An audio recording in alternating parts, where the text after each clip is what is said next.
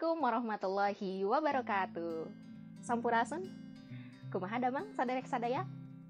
Perkenalkan, saya Salma Nurbayati, mahasiswa Pendidikan Bahasa dan Sastra Indonesia, Universitas Pasundan. Kali ini, kita akan membicarakan sebuah fenomena bahasa yang terjadi di lingkungan masyarakat. Bahasa. Sebuah medium yang digunakan oleh manusia untuk berkomunikasi. Bahasa punya peranan penting dalam kehidupan. Sebagai makhluk sosial, kita tentu memerlukan bahasa untuk berinteraksi dengan sesama. Di Indonesia, kita mengenal dua jenis bahasa, yakni bahasa negara dan bahasa daerah. Tentu kita sudah tahu bahwa bahasa negara adalah bahasa resmi yang digunakan oleh masyarakat Indonesia untuk berkomunikasi. Bahasa negara kita adalah bahasa Indonesia. Dan selanjutnya adalah bahasa daerah. Bahasa daerah adalah bahasa yang digunakan oleh masyarakat di suatu daerah. Nah, di Indonesia banyak sekali bahasa daerah yang terdapat di setiap daerahnya. Salah satu bahasa daerah yang populer dan memiliki penutur banyak adalah bahasa Sunda. Bahasa Sunda umumnya dituturkan oleh masyarakat di wilayah Jawa Barat. Bahasa Sunda merupakan salah satu bahasa daerah yang memiliki bentuk yang rumit. Ramendra dalam Saputra tahun 2020 mengatakan, bahasa Sunda memiliki ungkapan rasa hormat yang sifatnya kompleks. Nah, jika dikaitkan, dalam bahasa Sunda kita mengenal adanya istilah undak-usuk basa. Tamsyah dalam EVI tahun 2013 menyatakan bahwa undak-usuk basa adalah aturan yang digunakan atau disesuaikan dengan keadaan umur, kedudukan, serta yang berbicara dan diajak berbicara. Singkatnya, undak-usuk ini merupakan aturan tingkatan penggunaan bahasa. Secara umum, undak-usuk basa mengklasifikasikan bahasa Sunda menjadi dua, yakni bahasa lemes dan bahasa loma. Bahasa lemes atau bahasa halus adalah ragam bahasa yang digunakan untuk menunjukkan rasa hormat. Biasanya digunakan untuk berkomunikasi dengan orang yang usianya lebih tua atau saluhureun. Adapun bahasa lemes ini terbagi lagi ke dalam dua jenis, yaitu bahasa lemes untuk diri sendiri dan bahasa lemes untuk orang lain. Sedangkan bahasa loma atau bahasa akrab adalah ragam bahasa yang digunakan untuk berkomunikasi dengan orang yang seusia atau sapantareun. Bahasa lemes dan bahasa loma dituturkan secara bergantian oleh masyarakat Sunda. Adanya variasi bahasa tersebut berkaitan dengan salah satu fenomena yang menjadi kajian dalam bidang sosiolinguistik. Fenomena tersebut dinamakan diglosia. Istilah diglosia pertama kali diperkenalkan oleh seorang linguis Amerika bernama Charles Albert Ferguson pada tahun 1959. Lantas, apa itu diglosia?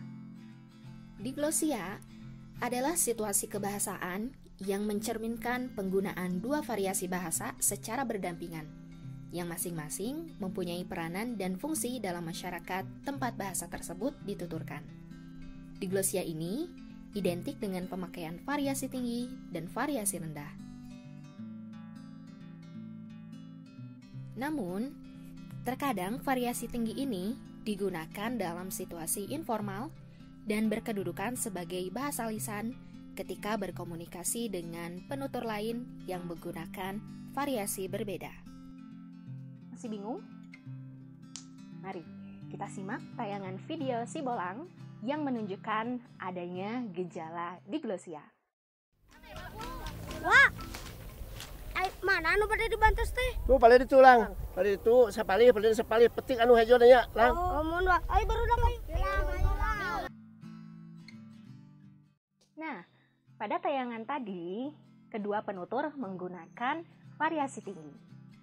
Sibolang menggunakan bahasa lemes untuk berkomunikasi dengan uaknya. Mengapa demikian? Betul sekali. Jadi, si Bolang tengah berhadapan dengan orang yang lebih tua usianya atau saluhureun. Maka si Bolang memilih menggunakan bahasa lemes untuk berkomunikasi dengan uaknya. Salah satu leksikon yang bisa dideteksi dari tuturan tadi adalah dibantos, yang artinya dibantu. Hal ini ternyata sejalan dengan pendapat Soekardi dalam Azhar yang dikemukakan tahun 2010. Salah satu faktor pemilihan tutur bahasa adalah faktor usia, yakni tingkat perbedaan usia antara penutur dengan lawan tutur. Karena rentang usia antara si Bolang dengan uak cukup jauh, maka muncullah reaksi berupa adanya sikap hormat dan segan. Kedua sikap itulah yang mendasari pemilihan bahasa lemes ketika berinteraksi. Alasan tersebut pun berlaku untuk contoh selanjutnya. Teh sabaraha lami disanggraina? Dugikeun ka warnana robih Bolang, warnana dugi ka coklat, sareng kedah dugikeun ka ambeus seungitna. Oh mun teh. Komunikasi yang terjalin antara si Bolang dengan Teteh menggunakan tutur variasi tinggi. Hal tersebut bisa dideteksi dari pemilihan leksikonnya. Salah satunya yakni kata lami. Lami merupakan kata yang termasuk ke dalam ragam bahasa lemes, sehingga kata lami tidak akan ditemukan dalam ragam bahasa Loma. Lalu, bagaimanakah contoh dari ragam variasi rendah? Kita simak video selanjutnya. Mang menang teh Mang bari joget. Menang alus bari joget justru semangat Ayo, materinya Bang. mah kerasa digoyang tak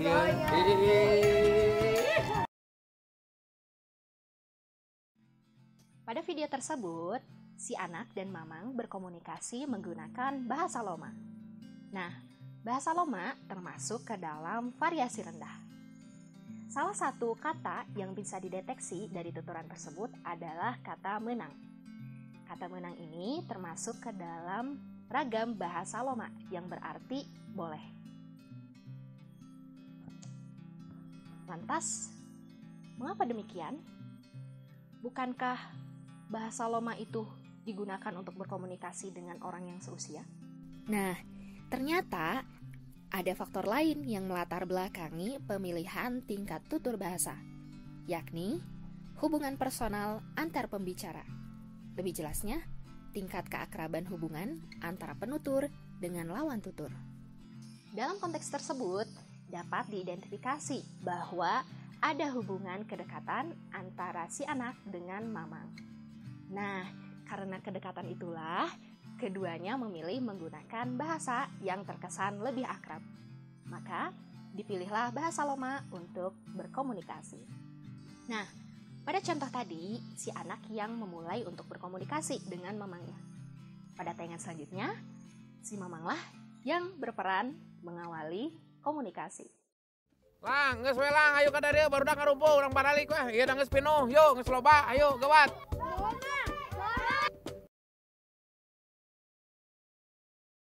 Leksikon yang bisa dideteksi dari tuturan tersebut adalah baralik, yang berasal dari kata balik, artinya pulang. Nah, kata baralik ini khusus digunakan pada ragam bahasa Loma. Lang ari endog bebek atah lang biasa dimam langsung.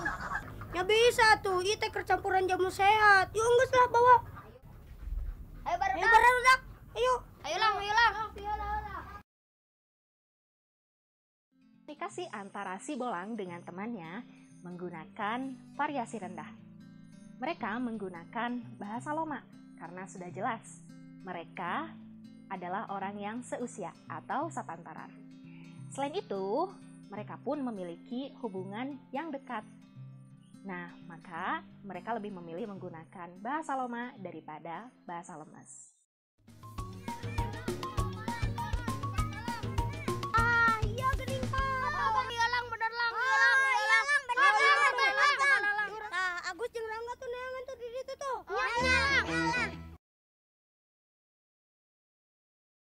Sama seperti sebelumnya, mereka berkomunikasi menggunakan bahasa Loma.